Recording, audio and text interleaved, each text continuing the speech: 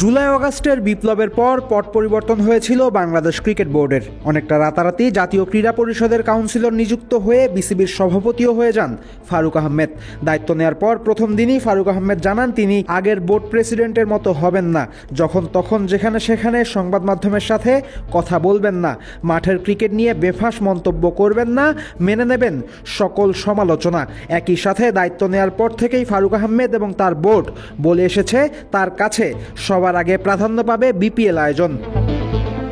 অগাস্টে দায়িত্ব নেওয়া ফারুক আহমেদের জন্য দেশের টালমাটাল অবস্থায় মাত্র ৩-৪ মাসের মধ্যেই বিপিএল আয়োজন করা বেশ কঠিন ছিল, সেটা বলতেই হচ্ছে। তবে শুরু থেকেই বিপিএল আয়োজনকে বড় চ্যালেঞ্জ হিসেবে নিয়েছিলেন বোর্ড প্রেসিডেন্ট। এই টুর্নামেন্ট আয়োজন করতে পারলেই বিসিবি দিতে পারবে একটা শক্তিশালী বার্তা, এটাই ছিল ধারণা। সেই লক্ষ্যে বাকি সব কাজ বাদ দিয়ে বিপিএলে মনোযোগী হয়েছে ক্রিকেট বোর্ড। ফারুক আহমেদ নিজে ছিলেন বিপিএলের সরাসরি তদারকিতে। বোর্ডের আরেক প্রভাবশালী পরিচালক নাজমুল আবেদিন ফাহিমও পেয়েছিলেন বিপিএল গভর্নিং কাউন্সিলের সদস্য সচিবের পদ। মুখে মুখে বিসিবি সবসময় বিপিএল আয়োজন নিয়ে আশাবাদী ছিল, কিন্তু মাঠের পরিস্থিতি সবসময় ছিল ভিন্ন। দলের মালিক খুঁজতে নেমে খুব বেশি কোম্পানির আগ্রহ পায়নি বিসিবি। ফলে অনেকটা বাধ্য হয়েই ভ্যালেন্টাইন গ্রুপ এবং হাল্লান গ্রুপের মতো নতুন এবং অনভিজ্ঞ পক্ষকে বিপিএলের দল মালিক করার সিদ্ধান্ত নেয় ক্রিকেট বোর্ড। মজার ব্যাপার হলো আগেরবারের দল চট্টগ্রাম চ্যালেঞ্জার্স এবারও আসতে চেয়েছিল বিপিএলে, কিন্তু টাকা বকেয়া আছে এমন অজুহাতে চ্যালেঞ্জার্সকে দল দেয়া হয়নি চলমান বিপিএলে। 7টা দল হয়ে যাওয়ার পরই মাঠে নামে বিসিবি। শুরু করা হয় বিপিএল আয়োজনের সব প্রস্তুতি। মাত্র অল্প কদিন বয়সের বিসিবির একার পক্ষে বিপিএল আয়োজন ছিল কঠিন। এ কারণেই টুর্নামেন্ট আয়োজনের সহায়তা করতে এগিয়ে আসে বাংলাদেশ সরকার। শুধু তাই নয়, ক্রীড়া উপদেষ্টা আসিফ মাহমুদ সজীব ভুঁইয়া সরাসরি বলেছিলেন এবারের বিপিএল আয়োজনে জড়িত থাকবেন স্বয়ং প্রধান উপদেষ্টা ডক্টর মোহাম্মদ ইউনুস। সেখান থেকেই মূলত চাউর হয় এবারের বিপিএলই হবে স্মরণকালের সেরা বিপিএল। সে সময় প্রায়ই মিরপুরে ক্রীড়া উপদেষ্টা অথবা সরকারের লোকজনকে দেখা যেত। কেউ না বুঝলেও আমরা আপনার প্রয়োজন বুঝি, আর তাই তো অত্যাধুনিক ফিচার সম্বলিত বিভিন্ন সাইজ আর কালারের 250-টিরও বেশি ডিজাইন অপশন নিয়ে ওয়ালটন স্মার্ট ফ্রিজ বোঝে আপনার প্রয়োজন। টুর্নামেন্ট যখন আরও ঘনিয়ে আসতে শুরু করলো তখন লঞ্চ করা হলো বিপিএল এর থিম সং। প্রধান উপদেষ্টা নিজে লিখেছেন এই গানের 2 লাইন। এই তথ্য মানুষের মনে আগ্রহ বাড়ালো আরও। বাকি কাজটা করেছেন ফাহিম। বিপিএল উপলক্ষে আসবেন কোনো গ্লোবাল তারকা, আসবেন হলিউডের কেউ। ফাহিম আরও বললেন সরকারের একাধিক মন্ত্রণালয় জড়িত থাকবে সফল একটা বিপিএল আয়োজনে। এত আশাব্যঞ্জক কথা শুনেই মূলত মানুষের মনে বিপিএল নিয়ে প্রত্যাশা হয়েছিল আকাশসম। কিন্তু কাগজ কলমের পরিকল্পনা যখন থেকে হাতে কলমে শুরু হলো তখন থেকেই সবকিছু যেন একে একে ব্যর্থ হওয়া শুরু করলো। তেমন কোনো উদ্বোধনী অনুষ্ঠান ছিল না বিপিএলে। মিরপুরে যে কনসার্টটা আয়োজন করা হয়েছিল তা নিয়েও আছে অভিযোগ। মানুষের আগ্রহ অর্জন করতে পারেনি সেই কনসার্ট। তবে প্রথম বড়সড় ঘটনা ঘটে টুর্নামেন্ট শুরুর দিন। সেদিন বিক্ষুব্ধ জনতা টিকিট না পেয়ে ভেঙে ফেলেছিল বিসিবির প্রধান ফটক।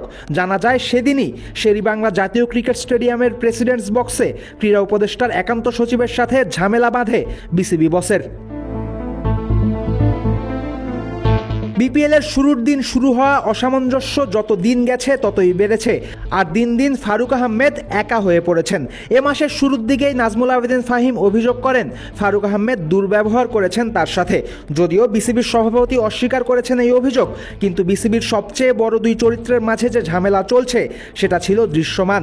এমনকি খালেদ মাহমুদ সুজন একদিন বলেই বসেন ইগোর সমস্যা চলছে ফারুক আর ফাহিমের মাঝে। মজার ব্যাপার হলো বিপিএল শুরুর আগে সরকারি ব্যক্তি থেকে শুরু করে ক্রীড়া উপদেষ্টা সবারই ক্রিকেট মাঠে আসা যাওয়া ছিল নিত্যদিনের ঘটনা। টুর্নামেন্ট শুরুর পর সেখানে আসিফ মাহমুদকে একদিনও দেখা যায়নি স্টেডিয়ামে।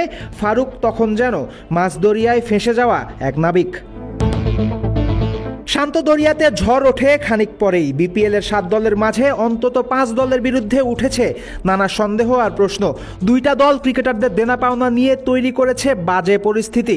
মানুষের প্রত্যাশা বাড়িয়ে শুরু হওয়া বিপিএল শেষ হওয়ার আগেই পেয়েছে ব্যর্থ তকমা। বিপিএল ফিরে গেছে তার অন্ধকার যুগে। প্রশ্নটা হলো দোষটা কার এসবে? বিপিএল এর আয়োজনে নেশায় বুঁদ হয়ে ঠিকঠাক মতো যাচাই বাছাই না করেই দেয়া হয়েছে দলের মালিকানা। চ্যালেঞ্জার্সকে যেখানে অর্থ বকেয়া থাকার কারণে দেয়া হয়নি অংশগ্রহণ করতে, সেখানে চিটাগং কিংসের 10 বছর পূর্বের বকেয়া মওকুফ করা হয়েছে। শুধু তাই নয়, কমানো হয়েছে গ্যারান্টি মানি। দলগুলোর কাছে ঠিকঠাক মতো নেওয়া হয়নি গ্যারান্টি মানির চেক। এখন বিসিবি পোহাচ্ছে এসবেরই সাইড এফেক্ট। চলতি বিপিএল এর প্রচারণার অংশ হিসেবেই শুরু থেকে ব্যবহার করা হয়েছে বাংলাদেশ সরকারের নাম। তাই বিপিএল ব্যর্থতার দায় সরকারের ওপরও বর্তাবে। দায় বর্তাচ্ছে বিসিবি আর বিসিবির সভাপতির ওপরও। কিন্তু প্রশ্ন হলো, যা যা ভুল সিদ্ধান্ত নেওয়া হয়েছে তার সবই কি ফারুক আহমেদ একাই নিয়েছেন, নাকি অন্য কোনো চাপও ছিল? বিপিএল এর সব কিছুতেই জড়িত ছিল একাধিক পক্ষ। সেখানে ফারুকের একার পক্ষে কি সব করা সম্ভব ছিল? সে যাই হোক, এই মুহূর্তে এসে দোষটা ফারুকের ওপরই যাচ্ছে সবচেয়ে বেশি। সব পক্ষই হয়তো পার পেয়ে যাবে, কিন্তু এই বিপিএল ফারুকের পোর্টফোলিওতে থেকে যাবে একটা কালো দাগ হয়ে। একা হয়ে যাওয়া ফারুক আহমেদকে একাই সেই দাগ মুছতে হবে। কিন্তু মানুষের মন থেকে দাগ কি সহজেই মোছা যাবে? ফয়সাল হাবিব, ক্রিক ফ্রেন্ডসে।